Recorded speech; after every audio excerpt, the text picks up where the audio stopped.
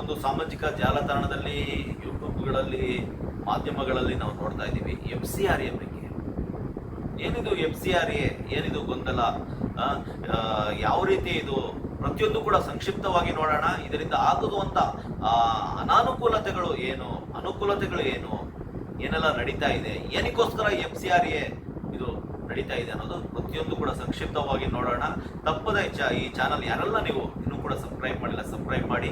ಸಮುದಾಯದ ಏಕೈಕ ಧ್ವನಿ, ನೊಂದವರ ಪರ, ಅಸಹಾಯಕರ ಪರ ಧ್ವನಿ ಎತ್ತಿ ನಿಂತಿರುವ ಈ KCS ಮೀಡಿಯಾ ಚಾನಲ್ ಅನ್ನ ನೀವೆಲ್ಲರೂ ಕೂಡ ಪ್ರೋತ್ಸಾಹಿಸಬೇಕಾಗಿ, ಬೆಂಬಲಿಸಬೇಕಾಗಿ ನಾನು ಕೇಳ್ಕೊಳ್ತಾ ಇದ್ದೇನೆ. ನೋಡಿ, ವಿದೇಶಿ ಕಾಣಿಕೆ ನಿಯಂತ್ರಣ ತಿದ್ದುಪಡಿ ಮಸೂದೆ 2026. ಈ ಮಸೂದೆ ಯಾವ ರೀತಿ, ಏನು ಎತ್ತ ಅಂತೇಳಿ ಪ್ರತಿಯೊಬ್ಬರು ಕೂಡ ಸಂಕ್ಷಿಪ್ತವಾಗಿ ನೋಡಿ, ಕಡೆಯವರೆಗೂ ನೋಡಿ, ಮತ್ತು ಅನೇಕರು ಇದನ್ನ ಶೇರ್ ಮಾಡಿ ಅಂತ ಕೇಳ್ಕೊಳ್ತೇವೆ.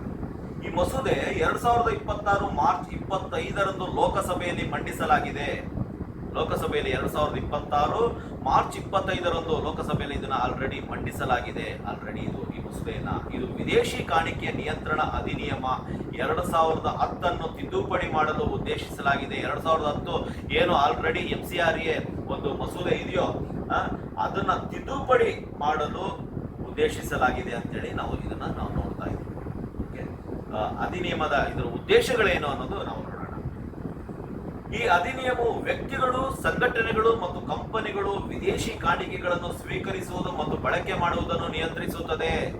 ಈ FCRA ಏನ್ ಮಾಡುತ್ತೆ ಅನ್ನೋದಾದ್ರೆ, ವ್ಯಕ್ತಿಗಳು, ಸಂಘಟನೆ ಮತ್ತು ಕಂಪನಿಗಳು ವಿದೇಶಿ ಕಾಣಿಕೆಗಳನ್ನು ಸ್ವೀಕರಿಸುವುದು, ವಿದೇಶದಿಂದ, ಫಾರಿನಿಂದ ಏನು ಕರೆನ್ಸಿ ಬರ್ತಾ ಇದೆ, ಫಾರಿನಿಂದ ಏನು ದೇಣಿಗೆ ಬರ್ತಾ ಇದೆ, ಕಾಣಿಕೆ ಬರ್ತಾ ಇದೆ, ಇದನ್ನು ಬಳಕೆ ಮಾಡುವುದನ್ನು ಇದು ನಿಯಂತ್ರಿಸುತ್ತದೆ. ಈ FCRA ಈ ಅಮೆಂಡ್ಮೆಂಟ್ ಏನಿದೆಯಲ್ಲ, ಈ ಬಿಲ್, FCRA ಬಿಲ್ ಇದನ್ನು ನಿಯಂತ್ರಿಸುವ ಕಾರ್ಯವನ್ನ ಇದು ಮಾಡುತ್ತೆ.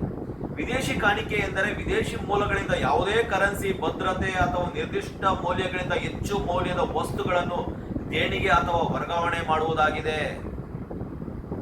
ಈ ವಿದೇಶಿ ಕಾಣಿಕೆ ಯಾವ ರೀತಿ ಅನ್ನೋದಾದ್ರೆ, ವಿದೇಶಿ ಮೂಲಗಳಿಂದ ಬರುತ್ತಲ್ಲ, ಫಾರಿನ್ ಇಂದ ಬರುವಂತ ಕರೆನ್ಸಿಗಳಾಗಿರ್ಬೋದು, ಅಲ್ಲಿಂದ ಮತ್ತೆ ಭದ್ರತೆ, ನಿರ್ದಿಷ್ಟ ಮೌಲ್ಯದ ಹೆಚ್ಚು ಮೌಲ್ಯ, ಒಂದು ಅಮೌಂಟ್ಗಿಂತ ಹೆಚ್ಚಿನ ಅಮೌಂಟ್, ಒಂದು ದೇಣಿಗೆ ಕೊಡ್ತಾ ಇದ್ದಾರೆ ಅಂದ್ರೆ ಅದಕ್ಕಿಂತ ಹೆಚ್ಚಿನ ದೇಣಿಗೆ ಏನಾದ್ರೂ ಬರೋದಾದ್ರೆ, ನಿಮ್ಗೆ ಅರ್ಥ ಆಗಿರ್ಬೋದು ಅಂದ್ಕೊಳ್ತೀನಿ. ಫಾರಿನ್ ಇಂದ ಏನು ಬರ್ತಾ ಇದೆಯಲ್ಲ ಕರೆನ್ಸಿ, ಹಣ, ಮತ್ತೊಂದು ಪ್ರತಿಯೊಂದು ಕೂಡ ಅಲ್ಲಿಂದ ಬರುವಂತ ದೇಣಿಗೆ, ಅದನ್ನು ನಿಯಂತ್ರಿಸುವ ಒಂದು ಈ ಕಾರ್ಯವನ್ನ ಸಂಪೂರ್ಣವಾಗಿ FCRA ಮಾಡುವಂತದ್ದಾಗಿದೆ.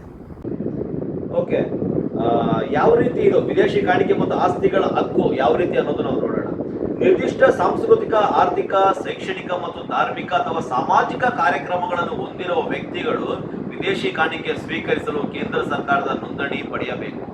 ನೋಡಿ, ನಿರ್ದಿಷ್ಟ ಸಾಂಸ್ಕೃತಿಕ, ಆರ್ಥಿಕ, ಶೈಕ್ಷಣಿಕ ಮತ್ತು ಧಾರ್ಮಿಕ, ರಿಲಿಜಿಯಸ್ ಯಾವುದೇ ಇರ್ಬೋದು, ಸಾಮಾಜಿಕ ಕಾರ್ಯಗಳನ್ನು ಮಾಡುತ್ತಿರೋ ವ್ಯಕ್ತಿಗಳು, ಸೋಷಿಯಲ್ ವರ್ಕ್ ಮಾಡ್ತಿರೋ ಯಾವುದೇ ವ್ಯಕ್ತಿಗಳಾಗಿರ್ಬೋದು, ವಿದೇಶದಿಂದ ಬರುವಂತ ಕಾಣಿಕೆಗಳು ಅದನ್ನು ನೀವು ತಗೊಳ್ಳೋದಾದ್ರೆ ಸರ್ಕಾರದ ಒಂದು ನೋಂದಣಿಯನ್ನ ಪಡಿಬೇಕು. ಅದು ಹಾಗೆ ನೀವು ಮಾಡಂಗಿಲ್ಲ, ಸರ್ಕಾರದಲ್ಲಿ ನೋಂದಣಿ ಆಗಿರ್ಬೇಕು. ಬೇರೆ ಕಡೆಯಿಂದ ನೀವು ಹಣ ತಗೊಳ್ಬೇಕು ಅಂತ ಹೇಳಿದ್ರೆ ಅದನ್ನು ತಿಳಿಸಲ್ಪಟ್ಟಿದೆ. ನೋಂದಣಿಯನ್ನು ಸ್ವಯಂ ಸಮರ್ಪಣೆ ಅಥವಾ ರದ್ದು ಮಾಡಬಹುದು. ಇದು ಸ್ವಯಂ ಸಮರ್ಪಣೆ ಮಾಡಬಹುದು ಅಥವಾ ಇದನ್ನ ರದ್ದು ಮಾಡಬಹುದು.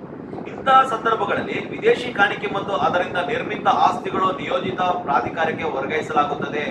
ಇಂತಹ ಸಂದರ್ಭದಲ್ಲಿ ಈ ರೀತಿಯಾಗಿ ನೋಂದಣಿಯ ಸ್ವಯಂ ಸಮರ್ಪಣೆ ಅಥವಾ ರದ್ದು ಮಾಡುವಂತ ಸಂದರ್ಭದಲ್ಲಿ ಅರ್ಥ ಮಾಡ್ಕೊಳ್ಳಿ, ವಿದೇಶಿ ಕಾಣಿಕೆ ಅದರಿಂದ ಏನು ನೀವು ಆಸ್ತಿ ಸಂಪಾದನೆ ಮಾಡಿದೀರಾ, ಅದರಿಂದ ಏನು ನೀವು ಆಸ್ತಿಗಳ ನಿರ್ಮಾಣ ಮಾಡಿದೀರಾ, ಸ್ಕೂಲು, ಕಾಲೇಜು, ಹಾಸ್ಟೆಲ್ಗಳಾಗಿರ್ಬೋದು, ಅಥವಾ ನೀವು ಓಲ್ಡ್ ಏಜ್ಗಳನ್ನ ಕಟ್ಟಿರ್ಬೋದು, ಅನಾಥಾಶ್ರಮಗಳನ್ನ ಕಟ್ಟಿರ್ಬೋದು, ವೃದ್ಧಾಶ್ರಮಗಳನ್ನ ಕಟ್ಟಿರ್ಬೋದು, ಏನೇ ನೀವು ಮಾಡಿರ್ಬೋದು, ಅವೆಲ್ಲವನ್ನು ಪ್ರಾಧಿಕಾರಕ್ಕೆ ವರ್ಗಾಯಿಸಲಾಗುತ್ತದೆ ಅಂತೇಳಿ ಈ ಒಂದು ಬಿಲ್ ಹೇಳ್ತಾ ಇದೆ. ಹೊಸ ತಿದ್ದುಪಡಿಯಲ್ಲಿ ಏನಿದೆ ಅನ್ನೋದು ಇದರಲ್ಲಿ ನಾವು ನೋಡೋಣ. ಮಸೂದೆ ಪ್ರಕರಣ ನೋಂದಣಿ ಪ್ರಮಾಣ ಪತ್ರ ಕೆಳಗಿನ ಸಂದರ್ಭಗಳಲ್ಲಿ ಅಮಾನ್ಯವಾಗಿರುತ್ತದೆ. ನವೀಕರಣಕ್ಕೆ ಅರ್ಜಿ ಸಲ್ಲಿಸದಿದ್ದರೆ, ಅರ್ಜಿ ನೀವೇನಾದ್ರೂ ನವೀಕರಣಕ್ಕೆ ರಿನ್ಯೂವಲ್ ಅರ್ಜಿ ಸಲ್ಲಿಸಿಲ್ಲ ಅಂತ ಹೇಳಿದ್ರೆ, ನಿಮ್ಮ ಪ್ರಮಾಣ ಪತ್ರ ನಿಮಗೇನು ಹೊಸ ತಿದ್ದುಪಡಿ ಪ್ರಕಾರ, ಮಸೂದೆಯ ಪ್ರಕಾರ ಅದು ರದ್ದಾಗುತ್ತದೆ, ಅದು ಅಮಾನ್ಯವಾಗುತ್ತದೆ ಅಂತೇಳಿ ತಿಳಿಸ್ತಾ ಇದ್ದಾರೆ. ನವೀಕರಣ ನಿರಾಕರಿಸಿದರೆ, ನವೀಕರಣ ಮಾಡಕ್ಕೆ ನಿಮಗೆ ಇಷ್ಟ ಇಲ್ಲ ಅನ್ನೋದಾದ್ರೆ, ಅವಧಿ ಮುಗಿಯುವ ಮೊದಲು ನವೀಕರಣ ಮಾಡಿದ್ದಾರೆ ಅಂದ್ರೆ ಡೇಟ್ ಇರುತ್ತೆ, ರಿನ್ಯೂವಲ್ ಡೇಟ್, ಅದಕ್ಕಿಂತ ಅದಾಗಿದ ನಂತರ ನೀವೇನಾದ್ರೂ ರಿನಿವಲ್ ಮಾಡಕೊಳ್ಳೋಕೆ ಹೋದ್ರೆ ಖಂಡಿತವಾಗಿ ಅದು ರಿನಿವಲ್ ಆಗೋದಿಲ್ಲ ಅಂತೇಳಿ ಈ ಬಿಲ್ ಹೇಳ್ತಾ ಇದೆ. ಈ ತಿದ್ದುಪಡಿ, ಹೊಸ ತಿದ್ದುಪಡಿ ಆ ರೀತಿಯಾಗಿ ಗಂಭೀರವಾಗಿ ಮಾಡಲಿದೆ. ಇಂತಹ ಸಂದರ್ಭಗಳಲ್ಲಿ ವಿದೇಶಿ ಕಾಣಿಕೆ ಮತ್ತು ಆಸ್ತಿಗಳು ತಾತ್ಕಾಲಿಕವಾಗಿ ಕೇಂದ್ರ ಸರ್ಕಾರ ನೇಮಿಸಿದ ಡೆಸಿಗ್ನೇಟೆಡ್ ಅಥಾರಿಟಿಗೆ ವರ್ಗಾಯಿಸಲಾಗುತ್ತದೆ. ಅರ್ಥ ಮಾಡ್ಕೊಳ್ಳಿ ಸ್ನೇಹಿತರೆ, ವಿದೇಶಿ ಕಾಣಿಕೆ ಮತ್ತು ಆಸ್ತಿಗಳು ತಾತ್ಕಾಲಿಕವಾಗಿ ಕೇಂದ್ರ ಸರ್ಕಾರ ನೇಮಿಸಿದ, ಕೇಂದ್ರ ಸರ್ಕಾರ ಯಾವ ಒಂದು ಡೆಸಿಗ್ನೇಟೆಡ್ ಅಥಾರಿಟಿಗೆ ಅದು ನೇಮಿಸಲಾಗಿದೆ ಅವರಿಗೆ ವರ್ಗಾಯಿಸಲಾಗುತ್ತದೆ. ನಿಮ್ಮ ಆಸ್ತಿಗಳು ನೀವೇನೆಲ್ಲ ಸಂಪಾದನೆ ಮಾಡಿದ್ದೀರಾ ಇದುವರೆಗೂ ಇಷ್ಟು ವರ್ಷಗಳ ಕಾಲ, ಓಕೆ, ಎಂಥದೇ ಆಗಿರ್ಲಿ ಅವೆಲ್ಲವೂ ಕೂಡ ಡೆಸಿಗ್ನೇಟೆಡ್ ಅಥಾರಿಟಿಗೆ ವರ್ಗಾಯಿಸಲಾಗುತ್ತದೆ ಅಂತೇಳಿ ಈ ಬಿಲ್ ತಿಳಿಸ್ತಾ ಇದೆ. ಭಾಗಶಃ ವಿದೇಶಿ ಕಾಣಿಕೆಗಳಿಂದ ನಿರ್ಮಿತ ಆಸ್ತಿಗಳಿಗೂ ಇದು ಅನ್ವಯಿಸುತ್ತದೆ. ವಿದೇಶಿ ಕಾಣಿಕೆಗಳಿಂದ ನೀವೇನೆಲ್ಲ ನಿರ್ಮಾಣ ಮಾಡಿದಿರಲ್ಲ ಅದೆಲ್ಲದಕ್ಕೂ ಕೂಡ ಇದು ಅನ್ವಯಿಸುತ್ತದೆ. ಈ ಪ್ರಾಧಿಕಾರವು ಆಸ್ತಿಗಳನ್ನು ನಿರ್ವಹಿಸಿ ಮೇಲ್ವಿಚಾರಣೆ ಮಾಡುತ್ತದೆ. ನೀವು ಇನ್ನೂ ಅದನ್ನ ಇದು ಮಾಡಕ್ಕಾಗಲ್ಲ. ಓಕೆ, ನಿಮ್ಮ ಅಥಾರಿಟಿ ಮುಗ್ದೋಗುತ್ತೆ, ಅಲ್ಲಿಗೆ ನಿಮ್ಮ ಜವಾಬ್ದಾರಿ ಮುಗ್ದೋಗುತ್ತೆ. ನೀವು, ನಿಮ್ಮ ಕುಟುಂಬ, ನಿಮ್ಮ ಸಂಸ್ಥೆ, ನೀವು ಪರಿವಾರ ಅಂತ ನೀವೇನ್ ಇರ್ತೀರಾ ಅಲ್ವಾ ಮಾಡ್ಕೊಂಡು ಹೋಗ್ತಾ ಇರ್ತೀರಾ. ನಿಮ್ಮ ಸಂಸ್ಥೆಯಲ್ಲಿ ಇರುವಂತ ಒಂದು ತಂಡ ಏನಿದೆಯೋ ಅದನ್ನ ಟ್ರಸ್ಟೀಸ್ಗಳು ನೀವು ನಿರ್ವಹಿಸ್ಕೊಂಡು ಹೋಗ್ತಾ ಇರ್ತೀರಲ್ಲ, ಅದು ಕಂಪ್ಲೀಟ್ ಆಗಿ ಅದು ಬಂದಾಗುತ್ತೆ. ಇದನ್ನ ಮೇಲ್ವಿಚಾರಣೆ ಸಂಪೂರ್ಣವಾಗಿ ಡೆಸಿಗ್ನೇಟೆಡ್ ಅಥಾರಿಟಿಗೆ ಕೇಂದ್ರ ಸರ್ಕಾರ ಒಪ್ಪಿಸಿಕೊಡುತ್ತೆ ಅಂತೇಳಿ ಈ ಬಿಲ್ ಹೇಳ್ತಾ ಇದೆ. ಓಕೆ, ನಾನು ಅಂದ್ಕೊಳ್ತೀನಿ ಎಲ್ಲರಿಗೂ ಅರ್ಥ ಆಗ್ತಾ ಇದೆ ಅಂತೇಳಿ. ಸಂಪೂರ್ಣವಾಗಿ ಈ ವಿಡಿಯೋವನ್ನ ನೋಡಿ. ತಾತ್ಕಾಲಿಕ ವರ್ಗಾವಣೆಯ ನಂತರ ಹಿಂದಿರುಗಿಸುವುದು, ತಾತ್ಕಾಲಿಕ ವರ್ಗಾವಣೆ. ಓಕೆ, ನೋಡಿ, ನೋಂದಣಿ ಪುನಃ ಸಕ್ರಿಯವಾದಲ್ಲಿ ಅಥವಾ ಹೊಸ ನೋಂದಣಿ ನೀಡಿದ್ದಲ್ಲಿ ಬಳಸದಿರುವ ಹಣ ಮತ್ತು ಆಸ್ತಿಗಳನ್ನು ಹಿಂತಿರುಗಿಸಲಾಗುತ್ತದೆ. ನೋಂದಣಿ ಪುನಃ ಸಕ್ರಿಯವಾದಲ್ಲಿ, ನೋಂದಣಿ ಮತ್ತೆ ಅದು ಆಕ್ಟಿವೇಟ್ ಇರೋದಾದ್ರೆ ಅಥವಾ ಹೊಸ ನೋಂದಣಿ ನೀಡಿದಲ್ಲಿ, ಹೊಸ ರಿಜಿಸ್ಟ್ರೇಷನ್ ನೀವೇನಾದ್ರೂ ಕೊಟ್ಟಿರ್ತಾರೆ ಅದನ್ನು ಬಳಸದಿರುವ ಹಣ ಮತ್ತು ಆಸ್ತಿಗಳನ್ನು ಹಿಂತಿರುಗಿಸ, ಅದು ಏನೆಲ್ಲ ನೀವು ಬಳಸದಿರುವ ಹಣ ಇರುತ್ತಲ್ಲ ಅದು ಆಸ್ತಿ, ಅದೆಲ್ಲವನ್ನು ಕೂಡ ನಿಮಗೆ ಹಿಂತಿರುಗಿಸಲಾಗುತ್ತದೆ ಅಂತೇಳಿ ಈ ಒಂದು ಬಿಲ್ ಹೇಳ್ತಾ ಇದೆ.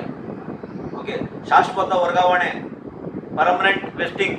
ಕೆಳಗಿನ ಸಂದರ್ಭಗಳಲ್ಲಿ ಹೊಸ ನೋಂದಣಿ ಪಡೆಯದಿದ್ದರೆ ಶಾಶ್ವತ ವರ್ಗಾವಣೆ, ಅರ್ಥ ಮಾಡ್ಕೊಳ್ಳಿ, ಶಾಶ್ವತ ವರ್ಗಾವಣೆ ಅದು ಯಾವ ರೀತಿ ಇರುತ್ತಾ ಅನ್ನೋದಾದ್ರೆ, ಹೊಸ ನೋಂದಣಿ ಪಡೆಯದಿದ್ದರೆ, ನವೀಕರಣ ಅಥವಾ ಪುನಃ ಸ್ಥಾಪನೆ ಆಗದಿದ್ದರೆ, ಸಂಸ್ಥೆ ಅಸ್ತಿತ್ವದಲ್ಲಿಲ್ಲದಿದ್ದರೆ ಅಥವಾ ನಿಷ್ಕ್ರಿಯವಾಗಿದ್ದರೆ ಶಾಶ್ವತವಾಗಿ ಇದು ವರ್ಗಾವಣೆ ಆಗುತ್ತದೆ. ನಿಮಗೆ ಖಂಡಿತವಾಗಿ ಇದು ಸಿಗೋದಿಲ್ಲ. ಓಕೆ, ಇಷ್ಟೆಲ್ಲ ಕಾನೂನುಗಳು ಇವತ್ತು ಆ ಬಿಲ್ ಅಲ್ಲಿ ಬಂದಿದೆ. ವಿದೇಶಿ ಕಾಣಿಕೆ ಮತ್ತು ಆಸ್ತಿಗಳು ಶಾಶ್ವತವಾಗಿ ಪ್ರಾಧಿಕಾರಕ್ಕೆ ಸೇರುತ್ತದೆ. ವಿದೇಶಿ ಕಾಣಿಕೆ ಮತ್ತು ಆಸ್ತಿಗಳು, ವಿದೇಶದಿಂದ ನೀವು ಏನೆಲ್ಲ ಆಸ್ತಿಗಳು ಬಂದಿದೆ, ಕಾಣಿಕೆಗಳು ಬಂದಿದೆ, ಅದು ಪರ್ಮನೆಂಟ್ ಆಗಿ ಅದು ಪ್ರಾಧಿಕಾರಕ್ಕೆ ಸೇರುತ್ತೆ. ಇದನ್ನ ಎಲ್ಲರೂ ಕೂಡ ಮನದಟ್ಟು ಮಾಡ್ಕೊಬೇಕು. ಈ ಆಸ್ತಿಗಳನ್ನು ಸಾರ್ವಜನಿಕ ಉದ್ದೇಶಗಳಿಗೆ ಬಳಸಬಹುದು. ಸಾರ್ವಜನಿಕ ಉದ್ದೇಶಗಳಿಗೆ, ಪಬ್ಲಿಕ್ ಯಾವುದೇ ಒಂದು ಇದಕ್ಕೆ ಅದನ್ನ ಬಳಸಬಹುದು ಆಸ್ತಿಗಳನ್ನ ಅಂತೇಳಿ ತಿಳಿಸ್ತಾ ಇದೆ. ಸರ್ಕಾರದ ಇಲಾಖೆಗಳು ಅಥವಾ ಸ್ಥಳೀಯ ಸಂಸ್ಥೆಗಳಿಗೆ ವರ್ಗಾಯಿಸಬಹುದು. ಸರ್ಕಾರದ ಯಾವುದೇ ಇಲಾಖೆಗಳಾಗಿರ್ಬೋದು ಮತ್ತೆ ಅಲ್ಲಿನ ಸ್ಥಳೀಯ ಸಂಸ್ಥೆಗಳಿಗಾಗಿರ್ಬೋದು, ಯಾರಿಗೆ ಬೇಕಾದರೂ ವರ್ಗಾಯಿಸಬಹುದು. ಅದು ಕೇಂದ್ರ ಸರ್ಕಾರಕ್ಕೆ ಹಕ್ಕಿದೆ. ನಿಮ್ಮ ಆಸ್ತಿಗಳ ಮೇಲೆ ಕೇಂದ್ರ ಸರ್ಕಾರಕ್ಕೆ ಹಕ್ಕಿದೆ, ಅರ್ಥ ಮಾಡ್ಕೊಳ್ಳಿ.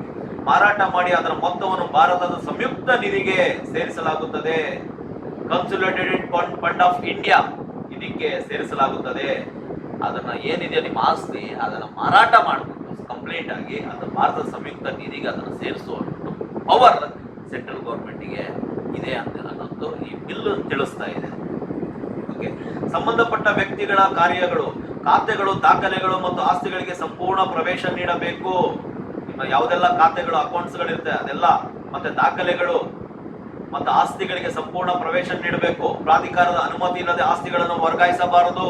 ಪ್ರಾಧಿಕಾರದ ಅನುಮತಿ ಇಲ್ಲದ ಅನ್ನೋದಾದ್ರೆ ಅದನ್ನ ಆಸ್ತಿಗಳಿಗೆ ವರ್ಗಾಯಿಸಕ್ಕೆ, ಅದನ್ನ ಟ್ರಾನ್ಸ್ಫರ್ ಮಾಡೋದಕ್ಕೆ ಯಾವುದೇ ಒಂದು ಅಧಿಕಾರ ನಿಮಗಿರೋದಿಲ್ಲ.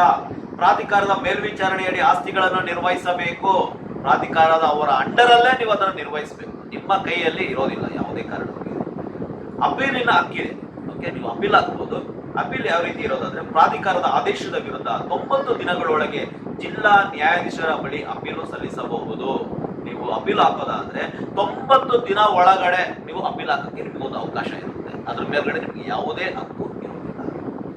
ವ್ಯತ್ಯಾಸ ನೀಡುವ ಅಧಿಕಾರ, ಸಾರ್ವಜನಿಕ ಹಿತಾಸಕ್ತಿಯಲ್ಲಿ ಕೇಂದ್ರ ಸರ್ಕಾರ ಕೆಲವು ವ್ಯಕ್ತಿಗಳಿಗೆ ವಿನಾಯಿತಿ ನೀಡಬಹುದು. ಸಾರ್ವಜನಿಕ ಹಿತಾಸಕ್ತಿ ಪ್ರಕಾರ ಓಕೆ, ಕೇಂದ್ರ ಸರ್ಕಾರದ ಕೆಲವು ವ್ಯಕ್ತಿಗಳಿಗೆ ವಿನಾಯಿತಿ ನೀಡಬಹುದು ಅಂತೇಳಿ ಈ ಒಂದು ಕಾಯ್ದೆ, ಇದೇನೊಂದು ಮಸೂದೆ ಇದು ಹೇಳ್ತಾ ಇದೆ. ಓಕೆ, ವಿದೇಶಿ ಕಾಣಿಕೆ ಸ್ವೀಕಾರಕ್ಕೆ ನಿಷೇಧ. ಈ ಕೆಳಗಿನ ವಿದೇಶಿ ಕಾಣಿಕೆ ಸ್ವೀಕರಿಸಲು ನಿಷೇಧ ಚುನಾವಣಾ ಅಭ್ಯರ್ಥಿಗಳಿಗೆ, ರಾಜಕೀಯ ಪಕ್ಷಗಳಿಗೆ, ಮತ್ತೆ ನ್ಯಾಯಾಧೀಶರಿಗೆ, ಶಾಸಕರಿಗೆ, ಸುದ್ದಿ ಪ್ರಕಟಕರು, ಓಕೆ, ಮಾಧ್ಯಮದವರಿಗೆ, ಇವರಿಗೆ ಈ ಒಂದು ವಿದೇಶಿ ಕಾಣಿ ಸ್ವೀಕಾರ ಖಂಡಿತವಾಗಿ ಸಾಧ್ಯ ಇಲ್ಲ. ಯಾವುದೇ ನೀವು ಮಾಧ್ಯಮಗಳನ್ನ ನೀವು ಮಾಡ್ತಾ ಇರ್ಬೋದು, ನಿರ್ವಹಿಸ್ತಾ ಇರ್ಬೋದು, ಚುನಾವಣಾ ಅಭ್ಯರ್ಥಿಗಳು, ಎಲೆಕ್ಷನ್ ಪಾರ್ಟಿಸಿಪೇಟ್ ಮಾಡೋರು, ರಾಜಕೀಯ ಪಕ್ಷಗಳು, ಯಾವುದೇ ರಾಜಕೀಯ ಪಕ್ಷ ಆಗಿರ್ಬೋದು, ನ್ಯಾಯಾಧೀಶರು, ಜಡ್ಜ್ಗಳು, ಶಾಸಕರು, MLAಗಳು, ಸುದ್ದಿ ಪ್ರಕಟ ಎಲ್ಲ ಇವರು ಯಾರೂ ಕೂಡ ಈ ಒಂದು ಬಿಲ್ ಪ್ರಕಾರ ವಿದೇಶಿ ಕಾಣಿಕೆ ಸ್ವೀಕಾರಕ್ಕೆ ಆಗೋದಿಲ್ಲ, ತಡೆಯಾಜ್ಞೆ ಇದೆ.